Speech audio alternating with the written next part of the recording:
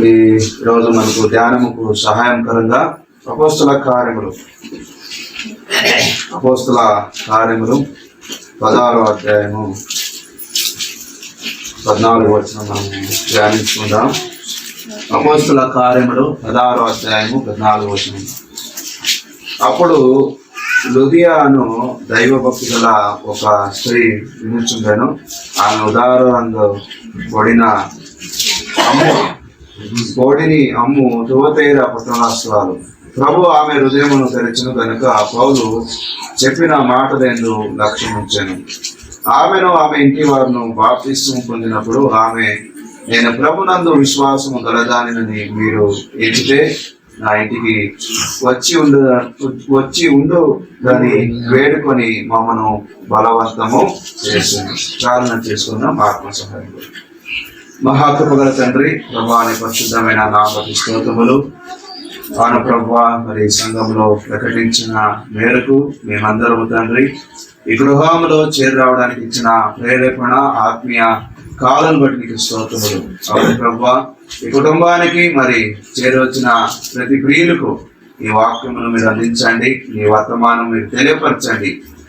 నన్ను కూడా కలువరిశిలో మరుగుపరిచి అవును ప్రభా, బలహీనమైన నన్ను బలవంతుడుగా ప్రయోజనకారిగా ఉపయోగించుదని యేసుక్రీస్తు ప్రభువారి నామమున ప్రార్థించి వేడుకుంటున్నాం తండ్రి. ఆమేన్. ప్రియ సోదరి సోదరా, చాలా సార్లు ఈ వాక్యం ధ్యానించుతాం కదా. చాలా సార్లు హృదయ గురించి మనము ధ్యానించి ఉంటాం. అయితే మరొకసారి మరొక దృష్టికోణములో మనం ధ్యానించుకుందాం. మొదటిగా చూడండి, లుదియా అనే ఆమె పేరు రాయించబడింది.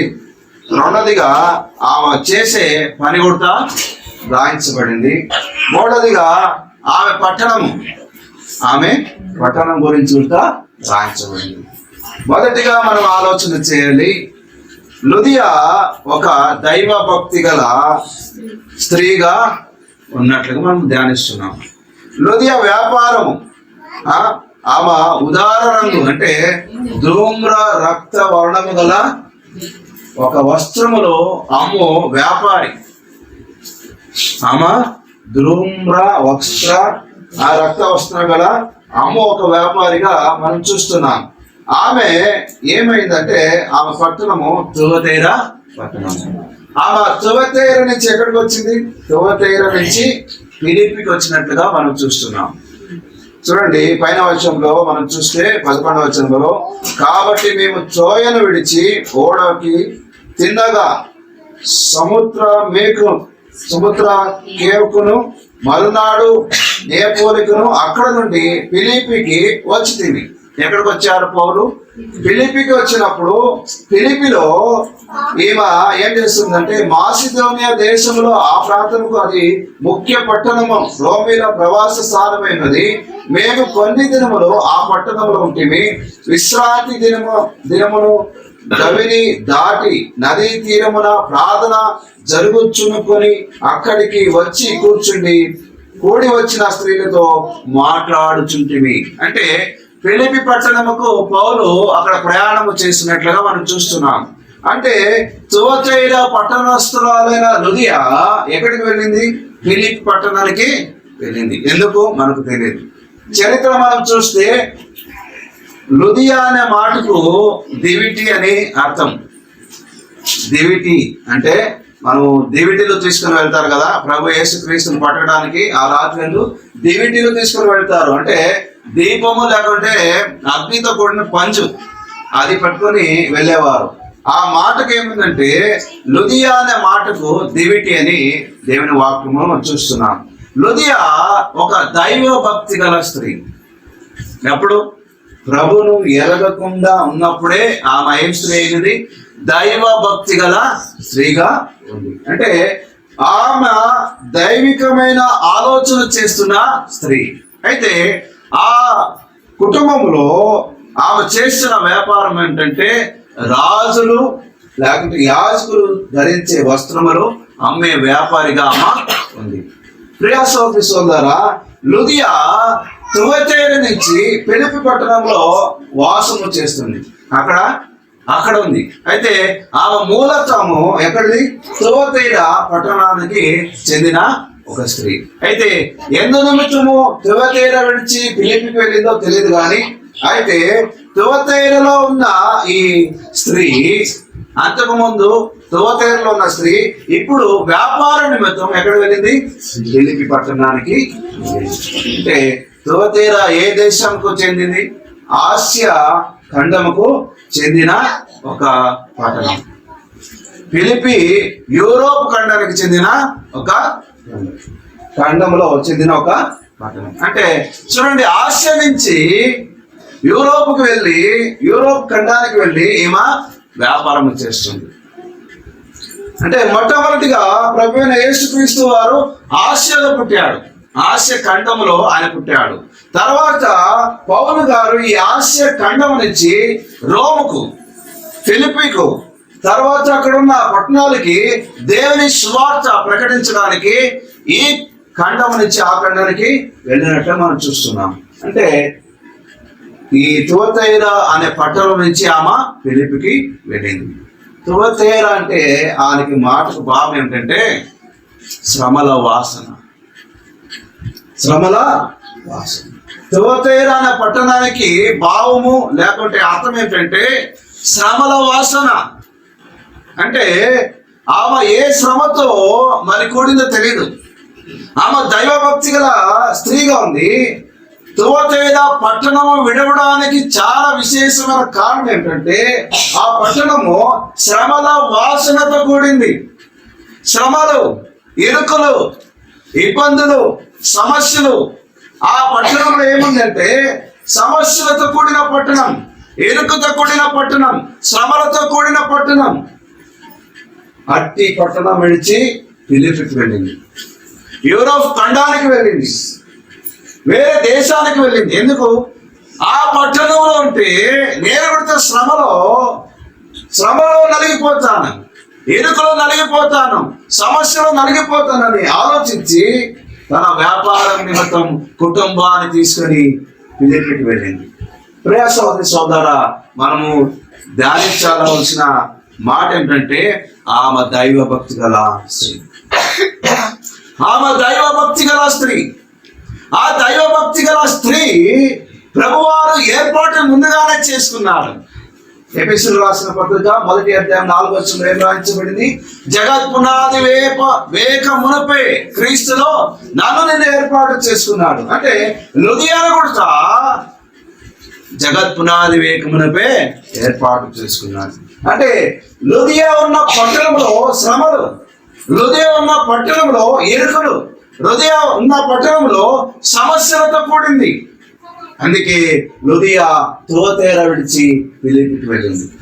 అక్కడ పౌలు గారిని, దైవజనుడైన పౌలు గారిని కనుగొని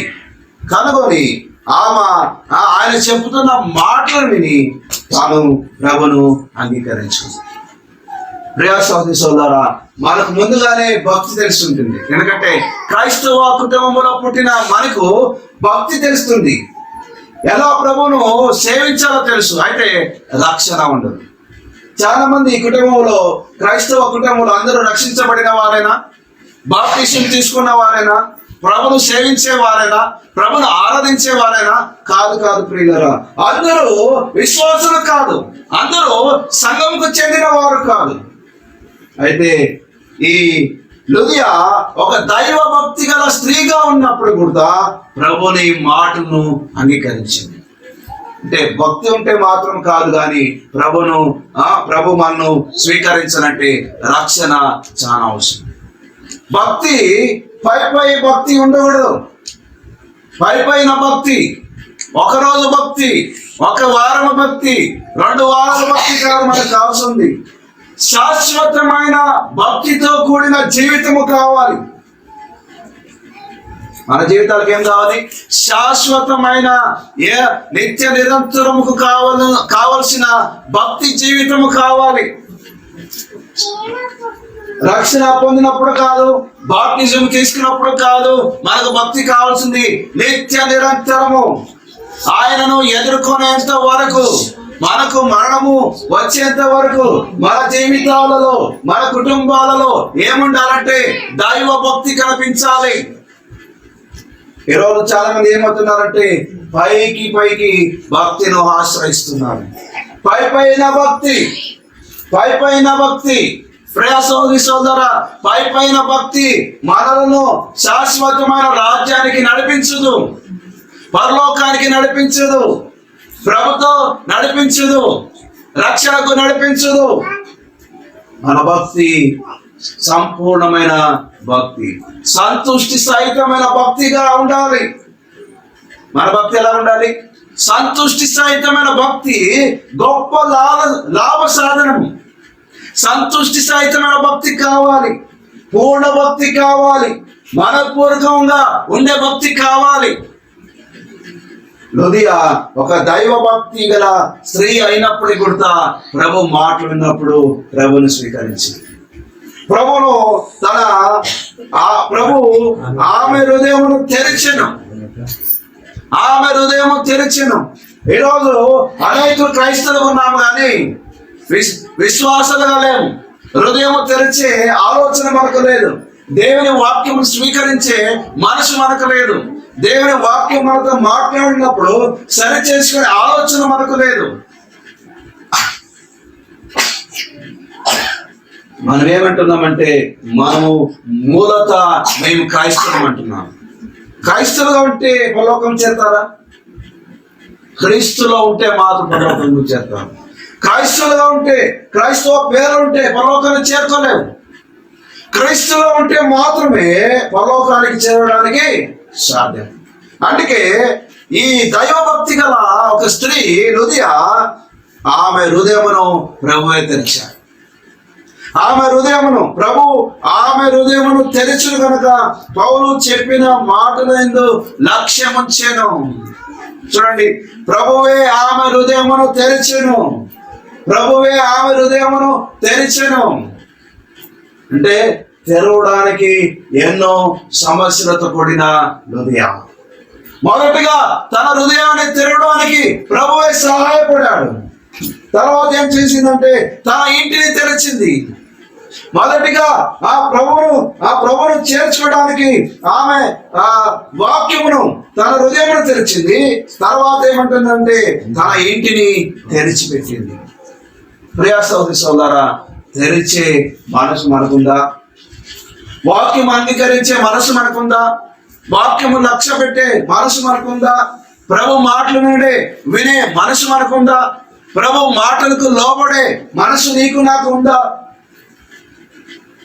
ఈ రోజులో ఏం లేదంటే ప్రభు మాటలు వినడానికి సమయం లేదు. మనలో ఎంతమంది దైవికమైన జ్ఞానం కలిగిన వారు ఇక్కడ ఉన్నారు. వాళ్ళు వాక్యం అందిస్తుంటే మేము ఏమీ లేదు. అటువంటి దైవ భక్తి గల స్త్రీలు ఉన్నారు. అయితే దైవ భక్తి గల స్త్రీగా ఉన్నప్పుడు మనం ఏం చేయాలి? మొదటిగా ప్రభువే ఆమె హృదయమును ఆయన తెరిచారు. తర్వాత ఆమె ఏం చేసిందంటే తన ఇంటి ద్వారాలు తెరిచి ప్రభు ఆమె హృదయం తెరిచాడు. ఎందుకు తెలుసా? ఆమె పరలోకంలో ఉండాలని. రెండోదిగా ఆమె ఉన్న స్థలం ఎటువంటిది? యువతేర శ్రమల వాసన కలిగింది. అక్కడ ఈ అమ్మ వెళ్ళాలని ఆలోచించాడు. తువతేర పట్టణంలో మొదటి సంఘ స్థాపనలో మొదటిగా ప్రాముఖ్యత వహించేది లుదియా. నేను తువతేర సంఘము చరిత్ర చదువుతుంటే 500 క్రీస్తు శకం 506 నుంచి ప్రారంభించబడుతుంది తువతేర సంఘం. ఆనకముందే క్రీస్తు శకం 90లో యోహాను గారు ఆ తువతేర సంఘం గురించి వివరణ చేస్తారు. అంటే ఆరుకు ముందే అక్కడ సువార్త సేవ ప్రకటించబడింది. అయితే తువతేర సంఘ స్థాపన ఈ లుదియా ద్వారానే జరిగిండొచ్చని అనేక విద్వాంసులు చెప్తారు. ఎందుకంటే తువతైర పట్టణస్తురాలైన లుదియా ఆమె మొదటిగా తన హృదయాన్ని తెరిచింది. తర్వాత ఏం చేసిందంటే ఆమె పౌలు చెప్పిన మాటలేందు లక్ష్యం ఉంచాను. పౌలు చెప్పిన మాటలేందు లక్ష్యం ఉంచాను అంటే వినుట వలన విశ్వాసం కలుగుతుంది. ప్రియా సహోదరి సోదరా, ఈరోజు వినడానికి మనకు మనసు లేదు కదా. వినడానికి ఏమైనా మనసు ఉందా? లేదు. గంటల ప్రకారం టీవీ చూడడానికి మనకు మనసు ఉంది, మొబైల్ చూడడానికి మనసు ఉంది కదా. ఎక్కడ వెళ్ళినా కూడా మొబైల్ చూస్తూ ఉంటాం, టీవీ చూస్తాం. అయితే దేవుని వాక్యం వినే మనసు మనకుందా? ఆమె ఫిలిప్పి పట్టణానికి వెళ్ళి ఆ నది తీరమున ప్రార్థన జరుగుతుంటే అక్కడికి వెళ్ళింది. ఈరోజు మనం సంఘం ఎంత దూరం ఉంది? మనకు 1 కిలోమీటర్ లేదు. మనకు రావడానికి ఏం లేదు, ఆత్మీయ కాలు లేవు. అదే బజార్కి వెళ్ళడానికి త్వరపడి వెళ్తుంటాం, టౌన్లకు, షాపులకు, ఇంకా ఏమేమి కావాలో అన్ని స్థలాలకి త్వరగా వెళ్తాం, ముందుగా వెళ్తాం, ట్రైన్కి ముందుగా వెళ్తాం.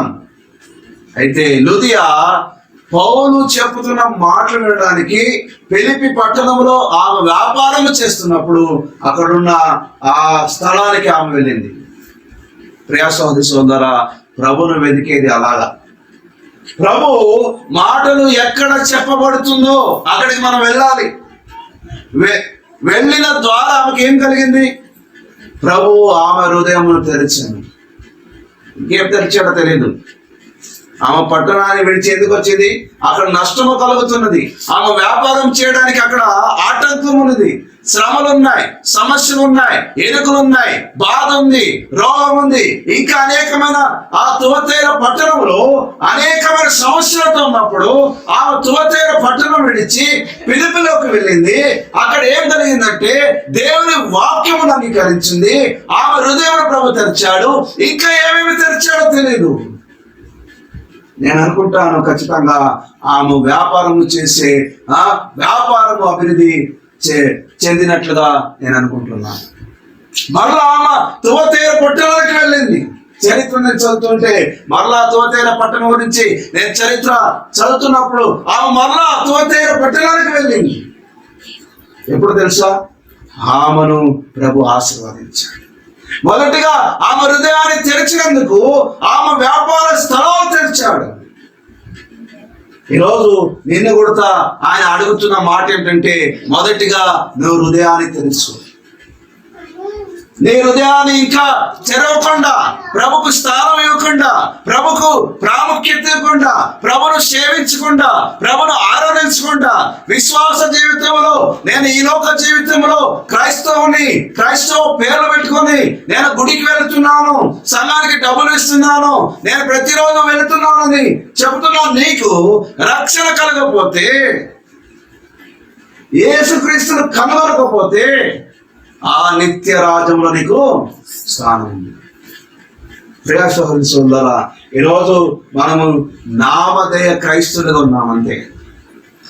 ఏ క్రైస్తవులుగా ఉన్నా? నామధేయ క్రైస్తవులు.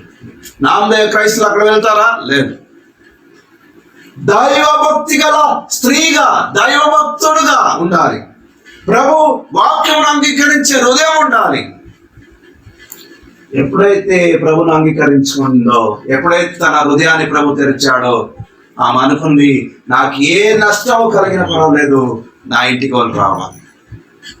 పౌలును ఏమంది అంటే, పౌలుకు చెప్తున్న మాట ఏంటంటే, ఆమె ఇంటి వారు బాప్టిజం పొందినప్పుడు ఆమె, నేను ప్రభునందు విశ్వాసము గలదానినని మీరు ఎంచితే, ఖచ్చితంగా నాకు రక్షణ కలిగిందని మీరు ఎంచితే నా ఇంటికి వచ్చి ఉండు అని వేడుకొని బలవంతము చేశాను. చూడండి, బలవంతము చేశాను. ప్రేమ బలవంతము చేస్తుందంట. దేవుని వాక్యం ఏముందంటే, ప్రేమ బలవంతము చేస్తుంది. ప్రభు నమ్మితే ప్రేమ, ప్రభు మాటలే ప్రేమ, ఆయన ప్రేమ స్వరూపి. ఈ 66 గ్రంథాలు చెప్పే మాట ఏంటంటే, మనకు రాయించబడిన ప్రేమ లేఖనాలు. ఆయన తన ప్రేమను కలువరి శిలువలో చూపించాడు.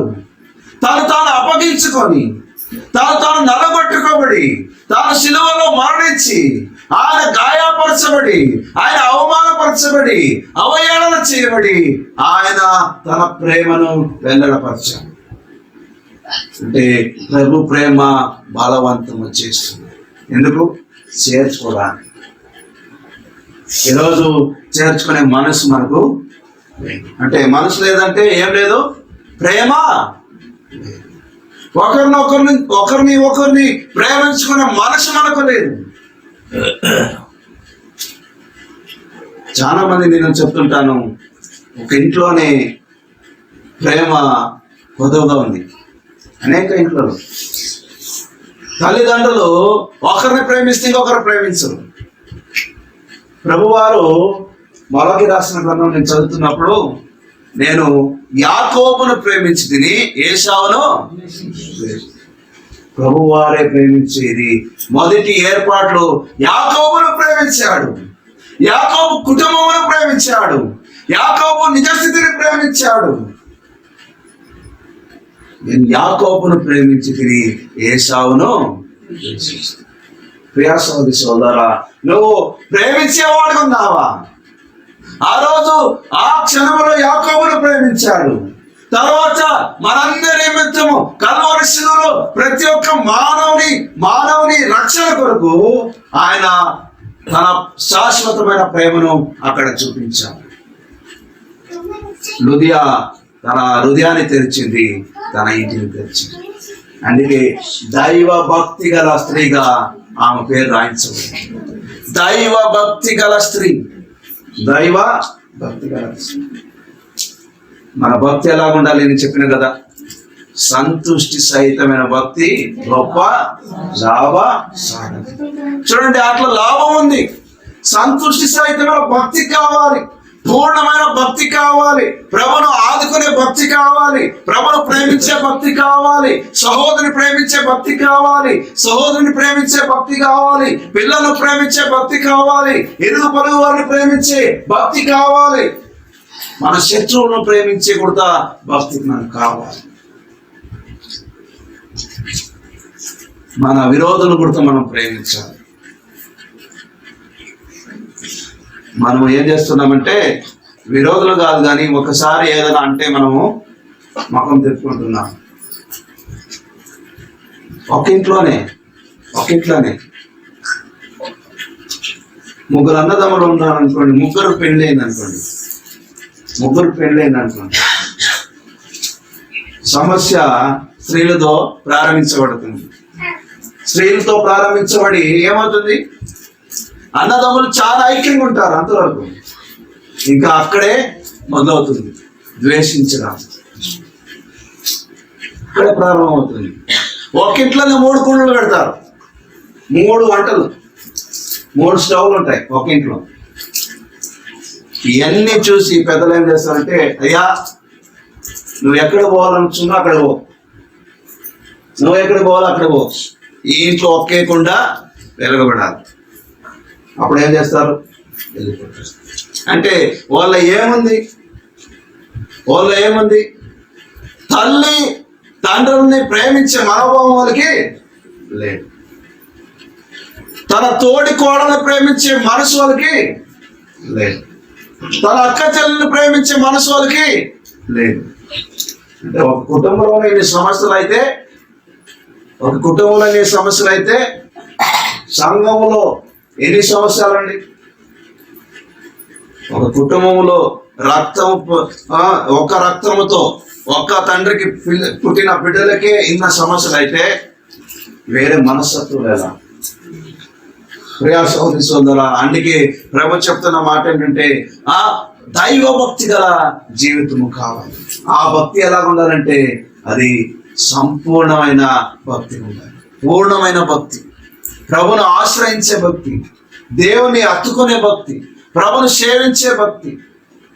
నిజంగా ప్రియా సోదరి సోదర, ఈ లుదియ ద్వారా తువతైర పట్టణంలో సంఘ స్థాపన జరిగింది. తనను ప్రభువారు ఆత్మికంగా ఆశీర్వదించాడు, శారీరకంగా కూడా ఆమెను ఆశీర్వదించాడు.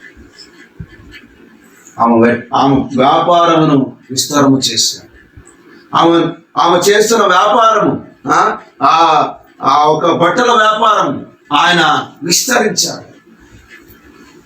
ఆ పట్టణం ఎవరు ఆమెకు తెలియదు అంతకు మనం, ఎందుకంటే ఆమె ఒక పట్టణం నుంచి ఇంకొక పట్టణానికి వెళ్ళిన ఒక పరదేశురాస్త్రాలు.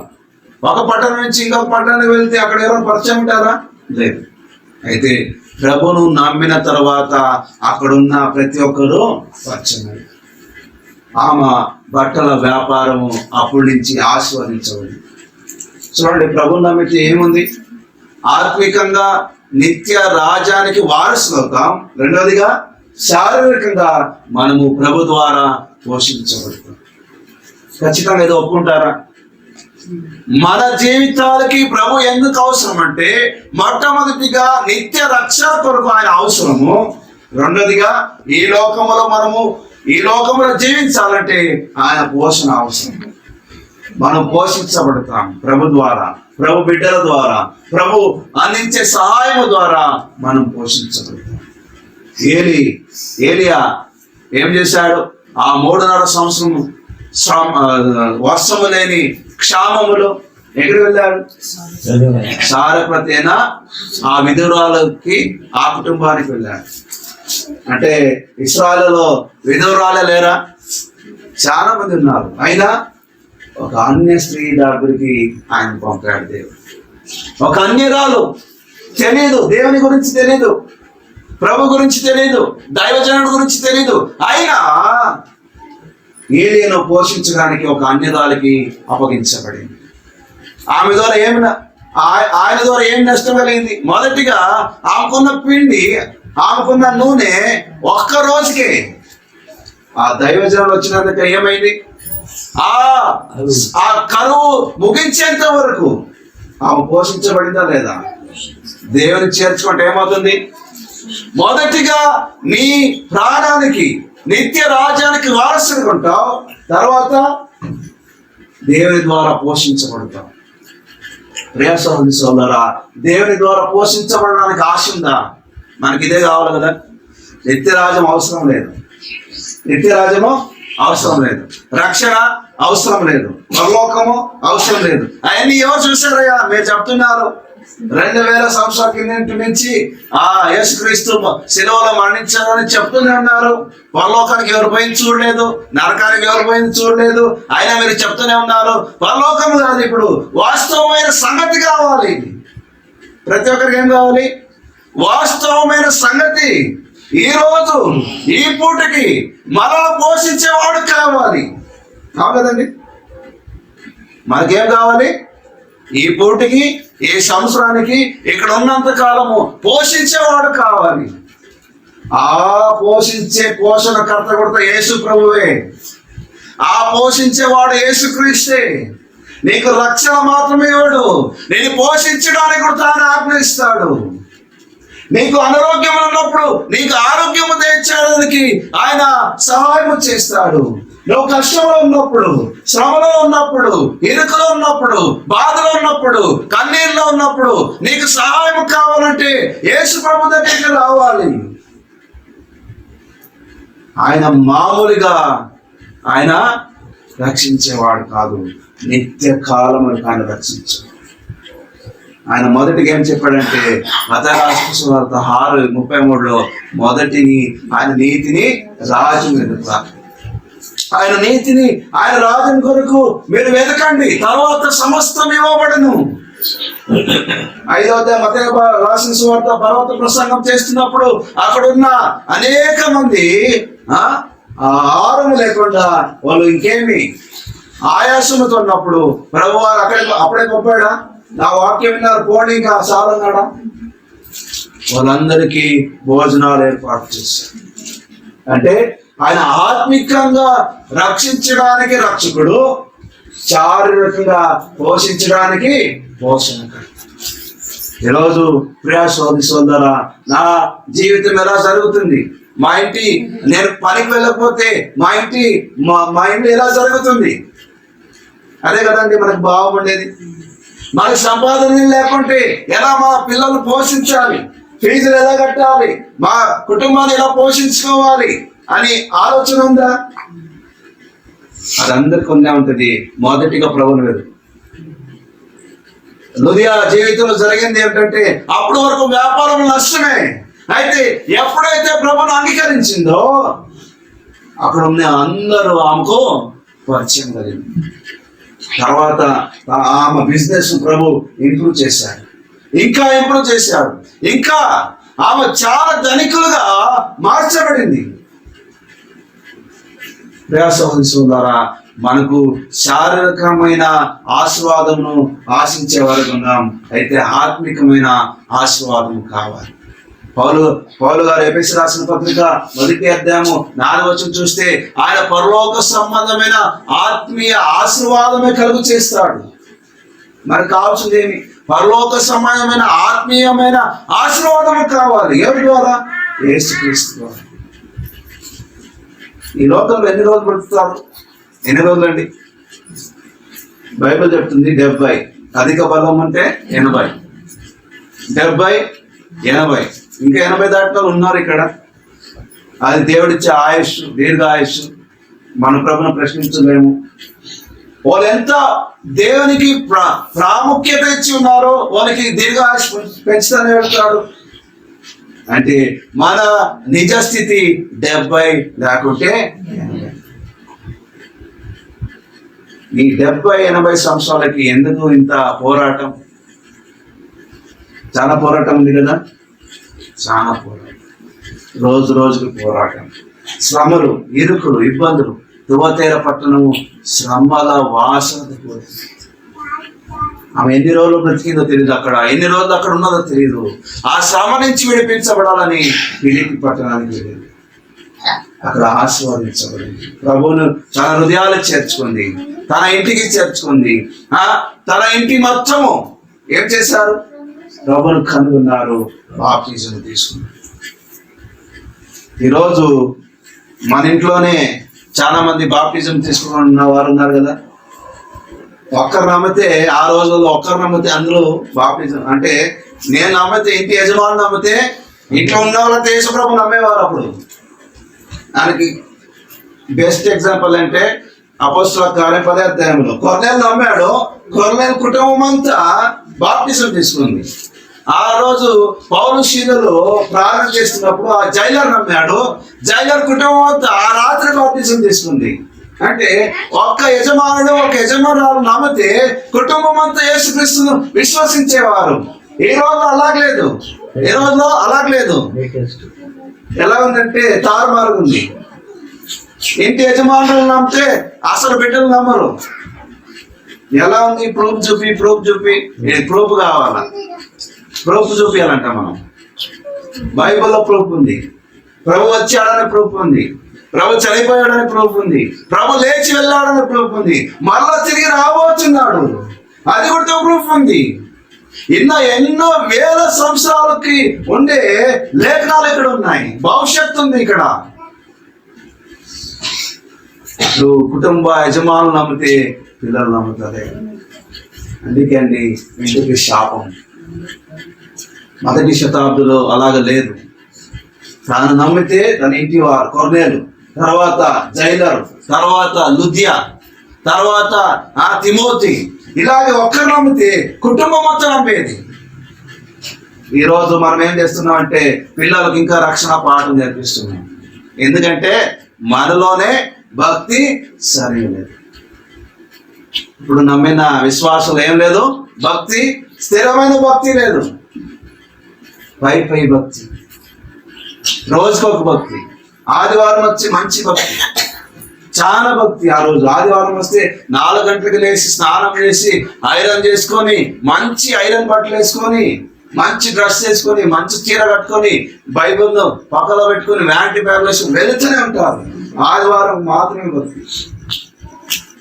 మళ్ళా సోమవారం లేదు, బుధవారం లేదు, శుక్రవారం, ఆ వారం అంతా అడగదు. మళ్ళీ అది అయిపోయింది. ఆ తగిలిస్తే వ్యాంటీ బ్యాగు, ఆ బ్యాగ్ ఆడ తగిలిస్తే అయిపోయింది. మళ్ళా చదివేది వచ్చే వారమే. మళ్ళా పాస్టర్ ఎప్పుడు చెప్తారు అప్పుడే తీసేది బైబుల్. అంతవరకు అవసరం లేదు. ఇది ఇప్పుడున్న భక్తి. ప్రభు ఆశించేది ఏంటంటే ప్రతిరోజు భక్తి, దైవ భక్తితో ఉండాలి. అక్కడ ఉన్నది ఏమిటంటే గొప్ప లాభం ఉందండి. మనకు ప్రయోజనం ఉంది, మన ఇంటికి, మన పిల్లలకు మనకు ప్రయోజనం ఉంది. మనం ఎంత భక్తిగా జీవిస్తామో మన కుటుంబానికి అంత లాభం ఉంది, బెనిఫిట్స్ ఉంది. పనికి వెళ్తే ఈఎస్ఐ ఉంది కదా, బెనిఫిట్ కదా అది. మనం పనికి వెళ్తాము, వాళ్ళు బెనిఫిట్ ఇస్తున్నారు, ఈఎస్ఐ. అలాగే నువ్వు ప్రభువును నమ్మితే నీకు ఒక బెనిఫిట్ ఉంది. ఏంటంటే నీ ఇంటి వాళ్ళు నమ్మితే, నువ్వు భక్తిగా జీవిస్తే నీకు ఒక బెనిఫిట్ ఉంది. నీ ఇంటికి ఏ తెగులు రాదంట. అది ఉంది కదా మాట 91 కీర్తనలో, నీ ఇంటికి ఏ తెగులు రాకుండా కాపాడడానికి నేను శక్తి ఉంది. ఎప్పుడు? తనను ఆశ్రయించినప్పుడు మాత్రమే. బెనిఫిట్ కోసం కాదు ప్రియులారా, ప్రభువును నమ్ముకోవాలి. తర్వాత బెనిఫిట్ ప్రభు ఇస్తాడు, ప్రభువే ఆశీర్వాదిస్తాడు, ప్రభువే నడిపిస్తాడు, ప్రభువే మనల్ని పోషిస్తాడు, ఆయన ఆదరిస్తాడు, కనికరిస్తాడు, ఓదారుస్తాడు, కన్నీళ్ళ నుంచి విడిపిస్తాడు, శ్రమ నుంచి విడిపిస్తాడు, రోగం నుంచి విడిపిస్తాడు, గాయాల నుంచి విడిపిస్తాడు, నీకు కలిగిన నష్టం నుంచి విడిపిస్తాడు, నువ్వు కలిగిన అప్పు నుంచి విడిపిస్తాడు. విడిపించిన లేదా? అప్పు నుంచి ఒకరిని విడిపించిన లేదా? ఎలీషా శిష్యుడు కదా, అప్పు చేసి చనిపోయాడు, తర్వాత అప్పు తీర్చాడు లేదా? ప్రభువే తీర్చాడు కదా. తీర్చడానికి మార్గం లేదా? ప్రభు ఇస్తాడు. అది ప్రభును ఆత్మీయ ప్రభును సేవించాలి. ప్రియాసోదరి సోదరులారా, హృదయ ద్వారా అనేకమైన ప్రయోజనమైన మన జీవితానికి కావాల్సిన మాటలు ఉన్నాయి. ఆమె వినింది, తర్వాత తన హృదయాన్ని తెరిచింది, తన ఇంటిని తెరిచింది. అందుకే ఆమె ఆశీర్వదించబడింది. ఈరోజు మనం వింటున్నాము, అయితే హృదయం తెరవలేక అలాగే ఉన్నాము. అయితే ఆశీర్వాదం కావాలని ఆశిస్తున్నాం, కానీ ఖచ్చితంగా నువ్వు నీ హృదయాన్ని, నీ ఇంటిని తెరవకపోతే నీకు ఆశీర్వాదం.